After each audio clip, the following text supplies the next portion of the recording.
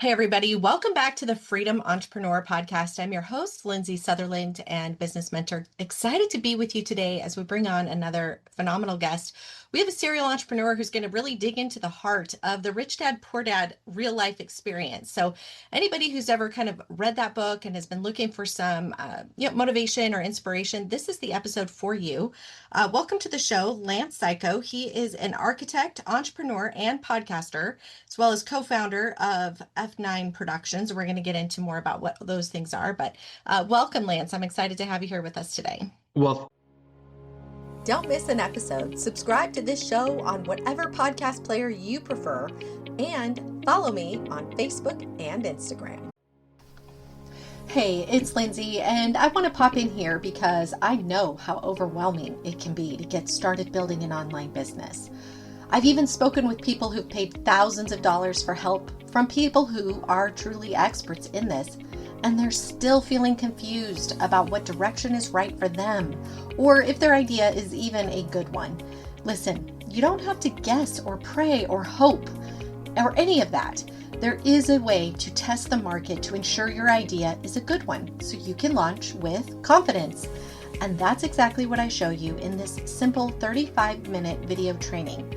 I keep it simple because I know you already have so much swirling around in your brain. I'm not here to add more confusion because what you need right now is clarity. And that's what's in store for you in the short training called How to Tell If Your Idea Will Be Profitable. Access the video right now by texting the word FREEDOM to 55444. Stop guessing and start taking strategic action. Text FREEDOM to 55444. All right, back to the show. thank you for having me, Lindsay. I'm glad we can connect. Absolutely. So let's kick it off. Just tell us a little bit about your backstory and kind of what led you to being this serial entrepreneur in the first place. Yeah. I'm a contrarian by nature. I'm a positive reactionary. I'm 42. My journey starts when I was 13. I grew up in Northwest North Dakota between a sugar beet farm and a cattle ranch. And on the sugar beet farm, I tried farming with my dad for about a week. Lasted one whole week. I couldn't stand the mosquitoes. I could barely stand my dad. And it just wasn't for me. I hated the work. So I said, hey, I'm going to quit. Don't worry, my best friend, Chris, he wants to take the job. I'm going to call your best friend, Bruce, up. He's a builder. I want to try getting into the building industry. I called Bruce up. I said, hey, I'll do whatever. I'll pick up garbage. And Bruce goes, perfect. I got a big contract to do roofs. This summer, we're going to do one a day. You can be my gopher. I'll pay you $7.25 an hour. And I said, oh, cool. What's a gopher? And he goes, well, you're going to go for this, go for that when you're done going for the things. Then you can get up on the roof with the big boys and learn how to do it. I was the best gopher he ever had. So much so that about halfway, because I wanted to learn how to do it. I was like convinced, I just loved, I'd always been a Lego kid. I'd always been a drawing person. I always try to build stuff. It just was sort of like in my soul. I could feel it. And about halfway through the summer, Bruce, recognizes like, wow, this kid is really trying. He's 13. This is ridiculous. He's really, really trying hard. And I was like, I wanted to learn how to do the whole process. And he pulled me aside and he says, hey, I'm charging, what do you think? I'm paying you $7.25 an hour. What do you think I'm charging the owners? And I go, I don't know, $7.25 an hour. And he laughed. I was embarrassed. And then he explained the multiplier of how it works with a service-based business. And he goes, no, I'm charging them like 3 to 4 times your labor. And I go, oh, that seems immoral. Like, isn't that like stealing? And he's always, no. I got to cover insurance, overhead, getting the job, risk, tools, screw ups. And I got to make a little money. I gotta have profit. Like this, that's my reward for taking this huge risk. Bruce is the first entrepreneur that I ever met. And I was like, whoa. And then I realized that he had throughout the rest of the summer, just kind of, again, way before I read the Rich Dad, Poor Dad book, I only read that about 10 years ago. He had a lack of anxiety when it came to money. And my dad had just all this anxiety. He just never understood why everything cost so much money. His relationship with it was just vastly different. And I therefore had an anxiety about money. We grew up, lower middle class. I'm very thankful for the upbringing I had. I'm really not trying to crap on mom and dad at all, but it's just like, that's a fact. And so at the end of the summer, he pulls me aside one more time and he goes, what do you want to be? And I go, well, I don't want to take your job, but I want to be you. Like, how do I be you? And he said one of the most mature things any adult man has ever told me, I think. And he says, he's like, well, then next summer you don't work for me. He goes, you should go work for another contractor and learn another trade. And you keep doing that until you've learned, enough trades to be able to then know the trades inside and out and be a general contractor. And I was just like, sold. Mm-hmm. So every summer I did that. And I even went to up until I was about 2021. And when I even went to building construction technology school, tech school Mm-hmm. first after high school. And I was convinced I was going to be a builder. That's what I really wanted to be. I was just like, I want to be Bruce. Like, I just love the whole thing. And accelerated finally in that program academically. It was on the dean's list as like winning scholarships. And then our capstone project was building a house with our teammates, our classmates. And we were rolling out the blueprints, and the word architect for the first time really popped into my head. And I went, huh, well, I like school like a lot now. And kind of just want to keep going. And I want, like, what if I became an architect too? Like, if I became an architect, then I could convert that client into be a building to build for them. This is like a 20-year-old epiphany, right? Like, I'm just like, oh man, thank you God for just shoving that into my brain. Like, what? That's amazing. Because I have a 22-year-old, I have a 21-year-old, 19, 18, and 16, and none of them are thinking like this, right? So I'm just like, I Mm-hmm. feel like blessed to have got that lightning rod. So I applied to Well, North Dakota also State. you had the clarity. That was a big blessing too, I have to say. Like that's my favorite part of your story so far is like how you knew your passion and you were pursuing it. And thank heavens that your dad blessed you to do that. Because a lot of times parents, Oh yeah, especially old-fashioned parents, are like, you're gonna do what I want you to do, like yeah. so I mean you had a really good like environment ecosystem to foster all these things at a young age, which is really cool. Nobody's ever said that before, Lindsay. Thank you for that insight. Because I've told the story quite a bit in different areas, and I don't think I've ever had anybody say like, "Oh, look, you should be thankful for your dad for allowing you to like spread your wings." So yeah, that's a really good insight. I'm glad for that. Yeah, so then I applied to North Dakota State, 70 miles north of the tech school, got into the architecture program, same kind of acceleration, just like all of a sudden I was this academic. Mhm. I got recruited by MIT. I turned them down at the end because I just was like, I got to go. I need to go practice. I need to go actually out in the real world. And the last sort of light bulb went off my capstone year there too. And this word developer came in to my brain, and it was because that's who hires a lot of architects mostly, and not it's like these real estate developers. Yeah, I was like, oh, I should do that. What if I can do that too one day? Man, I'd have the whole ecosystem covered. So graduated top of the class, got this amazing internship in Boulder. And then with these two amazing architects, don't get me wrong, design wise, they're really good. Business wise, horrible. Got laid off 9 months later, broke my heart. And then I had nowhere to go, but like, well, nobody else is hiring. I need to find my own work. And that's when we started the architecture company 16 years ago. And then we went from 2 to 10 people, um, multiple businesses, a real estate developer business, architect business, contracting business, and podcasting, eventually telling our story. And that's why we're here today. That's interesting. What else is really interesting, I think, because I've talked to, and not all on the podcast. I just happen to know a lot of entrepreneurs and specifically entrepreneurs in the real estate area. I think it's interesting how your education degree played into your entrepreneurship. So often I see like anybody who's gotten to get a degree, they go out and they do their CEO life, their C-suite life, and then Mm-hmm. they kind of buck the system and totally do a 180. And it's not to say that their experience doesn't benefit them. Of course, always our experience is going to harbor some benefit to whatever we're doing. But yours uniquely attributed to it in a specific way that led you down this path. It's actually pretty unique. Thank you. I mean, I really try to express my gratitude in my thoughts going on shows like this to anybody who'll listen. Even just like me talking alone to God, I'm like, thank you. I just feel really special in that kind of a way too, because there's so many people in it. What I try to do also is have empathy for other folks who, like my brother, turns 37 today. Happy birthday. He he's not doing what he wants to do. Mm-hmm. He's doing it because he needs a paycheck, needs to keep supporting his family. He's doing great, makes a ton of money. Doesn't, but his job is not his passion. It's not I'm just like, fulfilling. Yeah. yeah, Yeah, mm-hmm, I understand. I've been there. That was me. So, yeah, and that's kind of what I'm saying. A lot of entrepreneurs are in that capacity, and then they end up doing something else. And it takes them a while to figure out what they want to do, even though they're making money as an entrepreneur. Sometimes it takes a while to figure out the making money and marrying that with something that is fulfilling together that actually is the tricky part to figure it out. Because I mean, real estate's fun. You love real estate, and that's obvious. But a lot of people yeah. get into real estate for the money, and then they feel like they're still floundering to figure out what their passion is. And their passion might be something totally different that real estate empowers them to do. It's just a unique story. You have a really unique story and a different perception on it. I think it's pretty cool.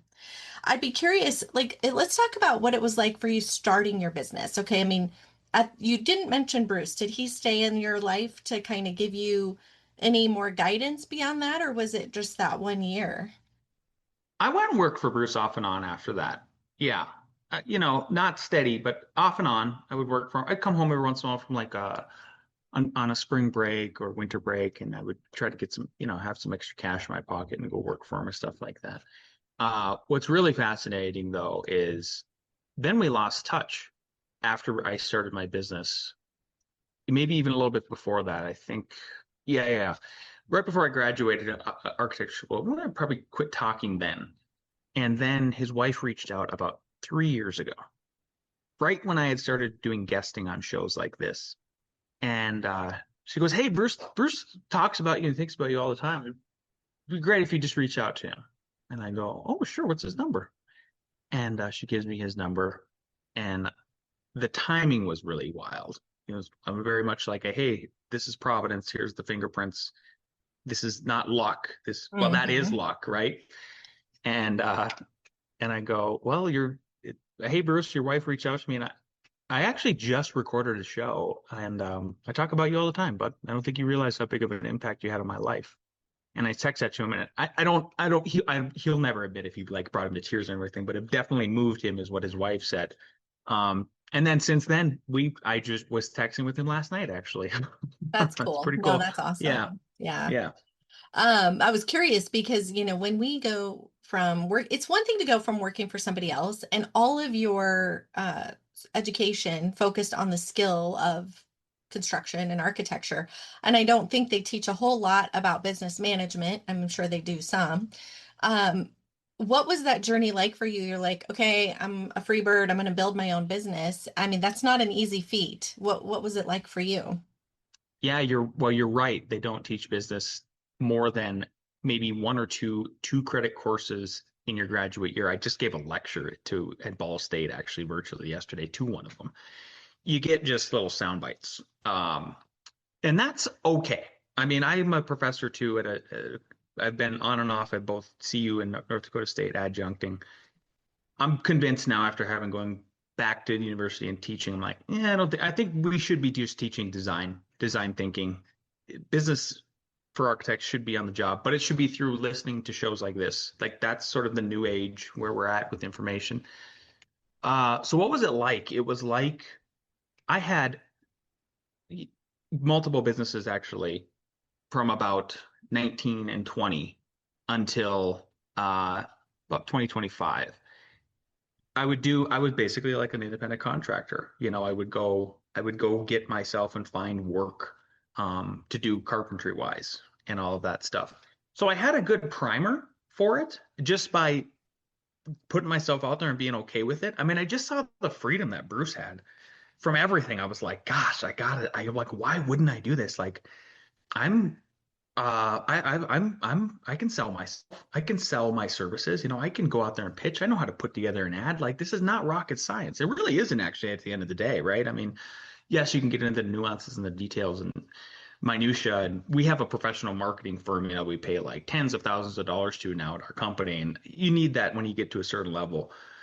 Um, so I use that background and like I think it's a cool story. And what it is when I was getting ready I knew that I could see the writing on the wall.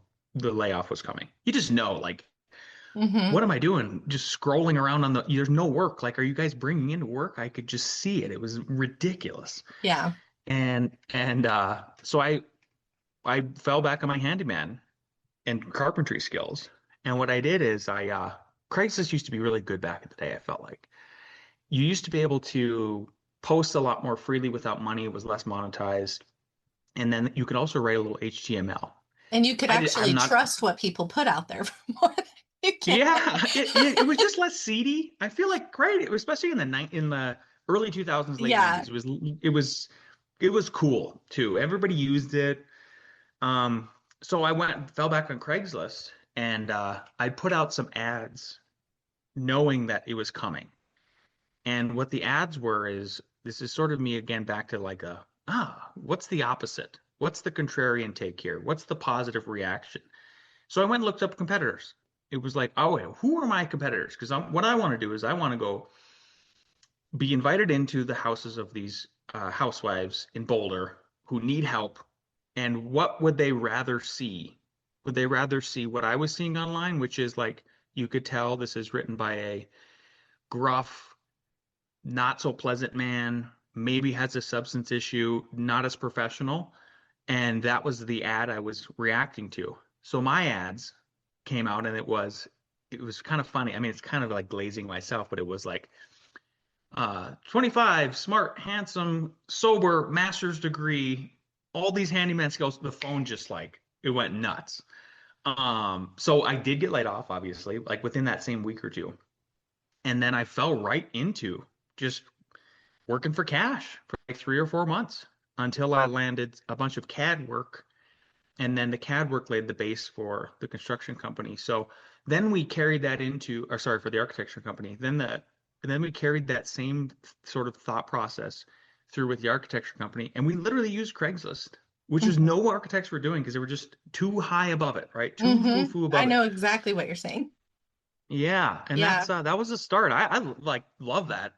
That's Just cool. Well, grittiness. you know what's Yeah. the trick for a lot of businesses, especially in the construction field? So my dad was a contractor. I was a co-owner in an electrical company here. I have a lot of experience working. I even worked at a log cabin builder up here when I first moved Oh. up here. So I'm pretty versed with the way thinking goes with this whole thing. One of the biggest challenges that I see people make when they're in a handyman or a construction type thing and they want to grow is they get stuck on the scaling with employees bit. That's the part where a lot of them get hung up because they Mm. know themselves, they trust themselves. They're not accustomed to building a reputation that could be harmed by somebody else, you know. But you know what I think made you successful, and this is just my take. Ah. You have this ability to say to yourself, well, why not? Instead of what most people say is, I can't because.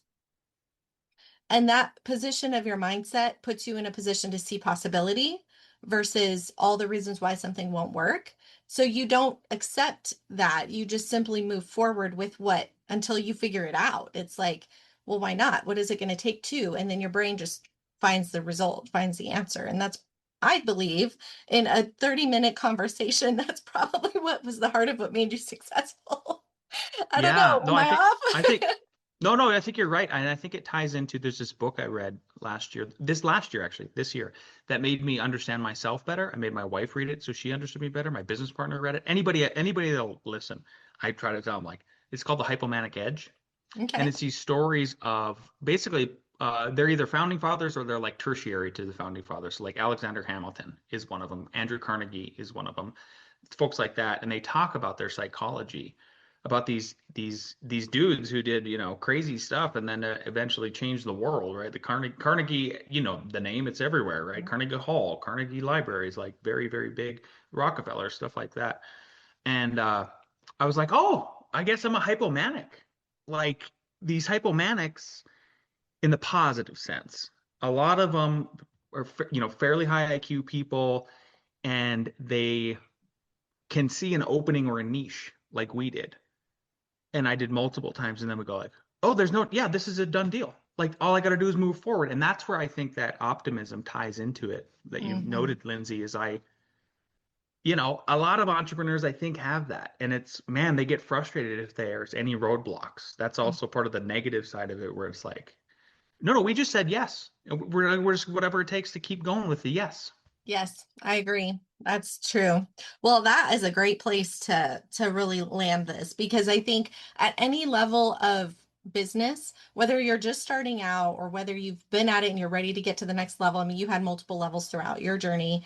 Ultimately, it just boils down to that optimism and the two main factors. Number one, look for the positive way through, and number two, don't quit. I mean, if Yeah. you just keep going and you keep applying something and you make constructive change, you can't help but be successful. And everybody's going to have down times, but it's temporary. It's a season, and you just keep moving forward. Yeah, So yeah. that's The great. other thing I've been thinking about too, with it, exactly with those thoughts that I've been layering on top of it too, is like, be prepared for surprise fruits that you didn't expect. And they might not be the fruits you wanted in the end, but there's a positive to it with all of that, being disciplined, just doing it consistent, all of those sort of things. I've been shocked by that kind of stuff. It's funny. I just did a post this week on that, how I spent 20 years in the automotive industry and I tried to quit it multiple times. I was like, get me out of here. This is not aligning with my moral fiber. I'm miserable, blah, blah, blah. And I would leave and I would come back because the money was good. And it was what I knew. And, now looking back, I'm like, wait a second. I got paid to get an education. I literally got an MBA working in the car business, like hands on. And I learned every element of business from that experience. And it turned out to be a blessing in disguise. And to your point, that's true. I mean, a lot of Hmm. times we might be in a situation that feels so the problem is that our feelings feel so real. The fact is, a lot of times Oh. they're just an illusion, and we just need to see past that, and just know that this little tiny stitch of time, like if you're looking at a floor plan for a house, for example, and you're Hmm. looking at the kitchen, well, that doesn't tell you the picture of the whole house, right? That's just one aspect of it, and the same is true with our life and the moments that we're in.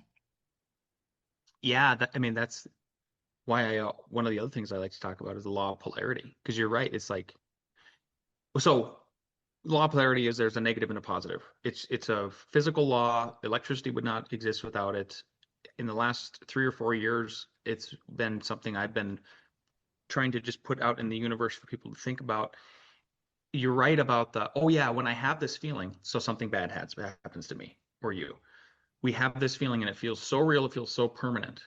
But the real Marcus Aurelius level stoicism in this modern era is you going, yeah, today's bad, but man, it's pretty exciting that something real positive is going to happen to balance this out. It's going to happen. And if you can just get through that day without, you know, tearing yourself up, sending the wrong text, email, drinking, smoking, doing negative stuff to yourself or anybody else. And then I have been every single time, almost every single time, usually the next day or Mm-hmm. even within a couple days, I'm like, holy cow, look at this positive thing that I wasn't even expecting happened. It could be a call for a new client, an award, whatever. It's just Yeah. shocking to me. Yeah. Isn't that interesting? I just pushed that out yesterday too. It's like, honestly, you're not going through a breakdown. You're actually about to have a breakthrough. And that Yeah. almost, like, looking back, almost every time I thought, oh, I'm having a breakdown. This is miserable. Life is crashing. It's always putting, when you have intense desire, like he talks about in Think and Grow Rich, that burning desire. Well, a lot of times that collapse of whatever situation's going on, it fosters that burning desire, which then promotes clarity, which then pushes you into seeing that path forward. And next thing you know, you're like, oh, I'm over here now. Like everything's working out. Everything always works out, Hmm. until the day then we leave the earth. And then it That's works out on true. a whole nother level. Very true. Yep. Wonderful. What a fun conversation, Lance. I appreciate you joining us. Where can people connect with you? Where's the best place for them to continue listening to you? Oh, they should go to insidethefirmpodcast.com and check out our show. We do a Monday show, we do a Friday show. Monday show is very much like this. We're talking to other entrepreneurs, influential people. Friday show is everything about being inside our firms, and we kind of lay the bones bare. And then I will link in with anybody. I love connecting with people on LinkedIn.